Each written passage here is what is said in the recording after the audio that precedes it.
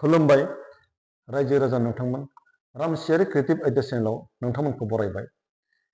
दिनै मोनसे गोदान आयदा लानानै सावरायनो सानदों। बे आयदायानो जाबाय राजखान्थिनि बागै। राजखान्थि बेलायाव जोंनि बर' हारियाव मोनथाम रोखोमनि राजखान्थि हान्जा जोनोम जाबाय, बेखौ जों बयबो मिथिगौ। बेफोरनो जाहैदों BPF, UPPL आरो APP। APPआ जाहैबाय गोदानै दाजानाय राजखान्थि हान्जा।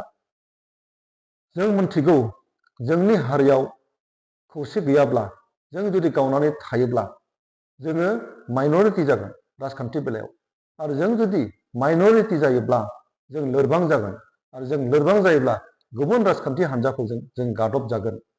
बेनिखायनो जों बे जोंनि थाखाय साननो गोनां बाथ्रा जे जों बेफोरबायदि क्रिटिकेल सिचुएसनाव जों माबोरै मा खालामोब्ला मोजां जागोन। आंनि मथेब्ला जोंनि साननायखौ जों सोलायनांगोन। आंनि मथेब्ला जोंनि बर' हारिनि गेजेराव मोननै मोनथाम मोनब्रै मोनबा राजखान्थि हान्जा थायोब्लाबो बे जोंनि थाखाय जेंना नङा। नाथाय जेंनाया बेसो जे जों गुबुन गुबुन गोरोबलायैनि गेजेरावबो गुबुन गुबुन राजखान्थि हान्जा थासेयावबो जों माबोरै खौसे जानानै, जों माबोरै गोरोबलायनानै रायजोखौ खुंनो हायो, आरो जों माबोरै खौसे जानानै गोख्रों जानानै समाजनि हारिनि जौगानायनि खामानिखौ मावलांनो हायो, बेखौ साननो हानायासो जोंनि थाखाय जोबोद गेदेर बाथ्रा। बेनिखायनो जोङो जोंनि साननायखौ सोलाय, आरो जोंनि साननायखौ सोलायनानै जों माबोरै खौसे जानो हायो जों बेखौ सिन्था खालामनाया मोजां। आं मोनसे एग्जाम्पल होनो सानो। मोनसे गामियाव मोनसे न'खराव साथाम बिदा फंबाय दङ। बिमा बिफा गैला बिसोरहा, आरो बिमा बिफाया गोबां धन सम्पति गालांदों। जेब्ला बिदा गेदेरा न'खरखौ सालायो आरो हा हुनिफ्राय जेसेबां माइ दै मोनो, बागाननिफ्राय फिथाइ सामथाइफोर मोनो, गासैखौबो फानजोबनानै गाव हारसिंनो जायो, गाव हारसिंनो बाहायजोबो। गावनि फंबाय सानैनो जेबो होथारा। बेनि थाखायनो फंबाय सानैया बेसेबांबा दावराव दावसि, नांलाय खमलाय खालामो। साथामनिबो गेजेराव जेबो सान्थि गैया बे न'खराव। एखे रोखोमैनो जेब्ला फंबाय सासेया न'खरखौ सालायो, जेसेबां हा हुनिफ्राय माइ दै मोनगोन, जेसेबां बागाननिफ्राय फिथाइ सामथाइ मोनगोन, गासैखौबो फानजोबनानै बेबो गाव हारसिंनो लायो। गावनि बिदानोबो होआ, गावनि फंबायनोबो होआ। थिग बेनि थाखायनो बिदा फंबाय साथामनि गेजेराव बेसेबांबा नांलाय खमलाय, दावराव दावसि जानायखौ नुनानै मोनो।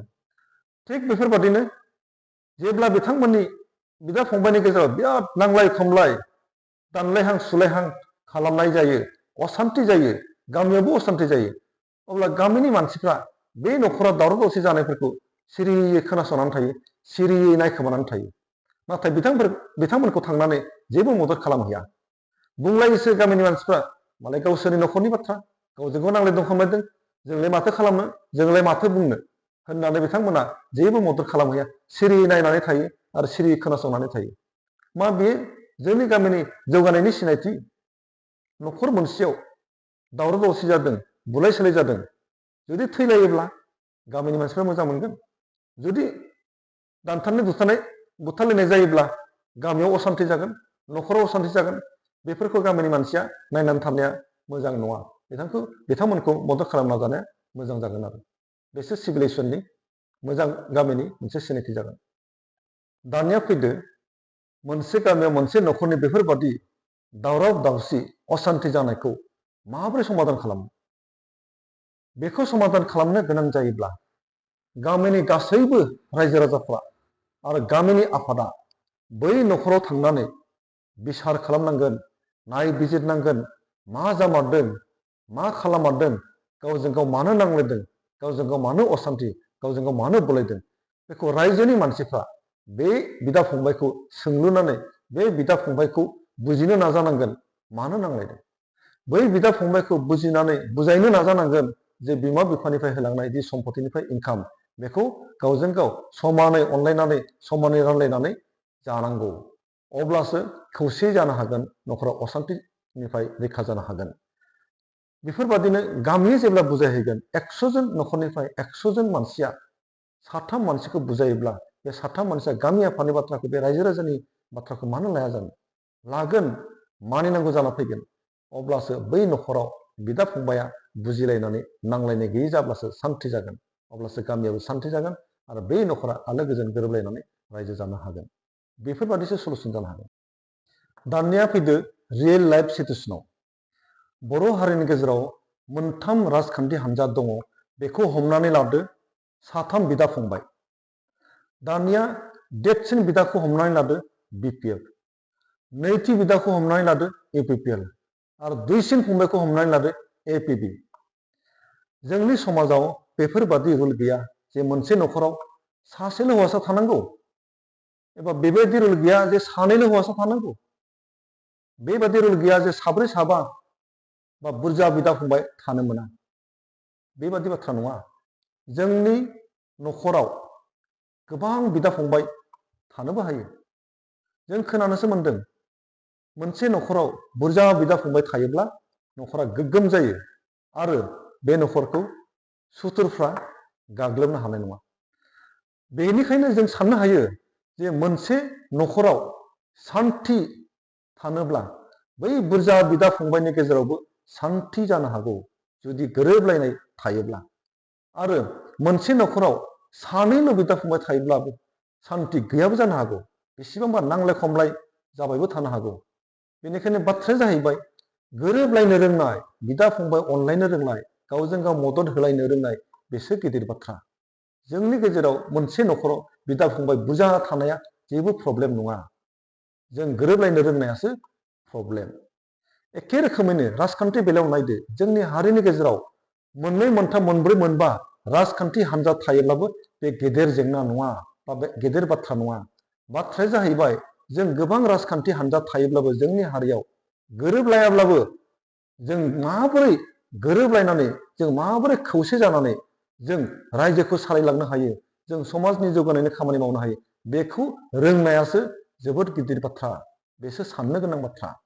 बेनिखायनो जोंनि समाजाव दैदेनगिरिफ्रा, राजखान्थिगिरिफ्रा रोंनांगोन जों गोरोबलायनायनि गेजेरावबो गुबुन गुबुन राजखान्थि हान्जा जासेयावबो जों माबोरै खौसे जानानै माबोरै जों गोरोबनानै मोजां खामानि मावलांनो हायो, रायजो सालायलांनो हायो, जों बेखौसो साननांगोन। बेसो जोंनि माइन्डसेटखौ जों सोलायनानै खामानि मावनो रोंनांगोन। दानिया माबोरै बे जेंनाफोरखौ सुंख'नांगौ? आं सानो बर' हारियाव थानाय गुबुन गुबुन समाजारि आफादफोरा राजखान्थि बेलायाव खौसे लाबोनो थाखाय मावनो गोनां गोबां खामानि दङ। बर'नि खौसेथिखौ लाबोनो थाखाय बे समाजारि आफादफ्रा गोबां दायथ' दङ। गुबुन गुबुन समाजारि आफादफोर जेरै फरायसा आफाद, थुनलाइ आफाद, गुबुन गुबुन धोरोमारि आफाद, बर' हारिमु आफाद आरो गुबुन गुबुन राजखान्थि नङै आफादफोर जायफोरखौ बर' हारिनि थाखाय खामानि मावनो दादों आरो जायफ्रा बर' हारिनि थाखाय खामानि मावनोनो जोनोम जादों, बिथांमोना गोबां बिबान दं। बेफोरबादि समाजारि आफादफोरा बर' हारिनि जिखिनि राजखान्थिगिरिफोर बिथांमोनखौ खावलायनो बुंनो नांगौ जाहाथे माबा नङा माबा मोनसे खालामनानै राजखान्थि बेलायाव खौसे जानांगौ। बेनि थाखाय बेफोरबादि समाजारि आफादफ्रा बाथ्रा बुंनांगौ। जेरै गामिफ्राव मोनसे न'खराव नांलाय खमलाय जानायफोरखौ गामिनि मानसिफ्रा सिरियै खोनासङो, सिरियै नायखोमानानै थायो। बेफोरबादि राजखान्थि बेलायाव बै समाजारि आफादफ्रा सिरि सिरि थानो नाङा। मोनसे न'खराव नांलाय खमलाय जानायखौ गामिनि रायजो राजाफ्रा बिसार खालामनानै सान्थि खालामनानै होनांगौ। थिग बेफोरबादिनो राजखान्थि बेलायावबो समाजारि आफादफोरा राजखान्थिगिरिफोरखौ खौसे जानो थाखाय गोहोम खोख्लैनांगौ, बाथ्रा बुंनांगौ। आं सानो राजखान्थिगिरिफोरखौ खौसे खालामनायाव गुबुन गुबुन समाजारि आफादफ्रा गोबां बिबान दं, गोबां खामानि मावनो हायो। मावालासिनो थानाया गोरोन्थि होननानै आं सानो। जेरैबादि गामियाव बिदा फंबाय साथाम नांलाय खमलाय खालामनायखौ गामिनि रायजो राजाफ्रा, गामिनि आफादफ्रा थांनानै बिसार खालामनानै बुजायनानै गोजोन सान्थि खालामना होनो हायो। थिग बेफोरबादि समाजारि आफादफ्राबो राजखान्थिगिरिफोरखौ खौसे जानायाव गोहोम खोख्लैनानै खौसे खालामनायनि राहा लामा लानो हायो। जोंनि राजखान्थिगिरिफोर, समाजखान्थिगिरिफोर बा गुबुन गुबुन मेलेमजिबि सुबुंफोरा गावबा गावनि साननायखौ सोलायनांसिगौ। जों साननांगोन जोंनि बर' हारिनि गेजेराव थानाय गुबुन गुबुन राजखान्थि हान्जाफोरखौ सुथुर हिसाबै नङा, बयबो गावबा गावनि बिदा फंबाय हिसाबै सानना लानो हानाय जानांगोन। अब्लासो जोङो असे बिदा फंबाय होननानै सानना लानो हायोब्लासो जोंनि गेजेराव गोरोबनाय फैगोन। जोंनि गेजेराव रानलायनानै जानो हानाय, खामानि मावनो हानाय मोनसे सानस्रि फैगोन। बेनिखायनो बेफोरबादि मोनसे परिबेसखौ सृष्टि खालामनो थाखाय बै समाजारि आफादफ्रा गोबां बिबान दं आरो समाजारि आफादफ्रा बेखौ खालामथारनांगोन, नङाबा रावबो खालामनो हानाय गोहो गैया। बेनिखायनो आंनिफ्राय खावलायनाय गासैबो समाजारि आफादफोर जेरै दुलाराय बर' फरायसा आफाद, बर' साहित्य सभा आरो बर' हारिमु आफादफोर आरो गुबुन गुबुन धोरोमनि आफादफोर आरो गुबुन गुबुन बर' हारिनि राजखान्थि नङै आफादफोरखौ आं खावलायनो लुबैयो जाहाथे राजखान्थि बेलायाव बर' हारिखौ खौसे खालामनो थाखाय नोंथांमोना राहा लामा लायो। बेनो आंनिफ्राय नोंथांमोननिसिम खावलायनाय। आङो समाजारि आफादफोरखौ खावलायदों सासे साधारन मानसि जानानै, हारिखौ मोजां मोनो हिसाबै आरो बुंनो मोन्थाय दङ हिसाबै। सानसे समाव जों नुना मोन्दोंमोन बर' हारिखौ खौसे खालामनो थाखाय बड' नेसनेल कनभेनसन BNC होननानै मोनसे प्लेटफर्म दानाय जादोंमोन।